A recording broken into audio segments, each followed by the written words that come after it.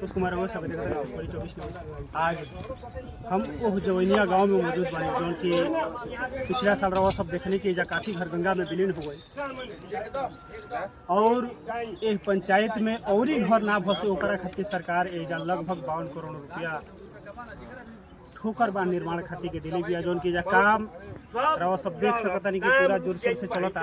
काफ़ी machine labour मजदूर खटत रहे दिन रात कि हाँ जल्द से जल्द एहिजा काम हो जाए।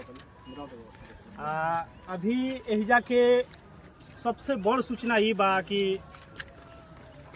शाहपुर से पूर्व विधायक भुवर ओझा उनका साथे एहिजा के जे मेन ठेकेदार बा वहाँ साथे हाथाबाही कैल हलो, काफ़ी चोट भी आयल है। अभी तो हमनी के वहाँ से बात करे की कोशिश करनी है जा, लेकिन बोले के हालत में नहीं थी।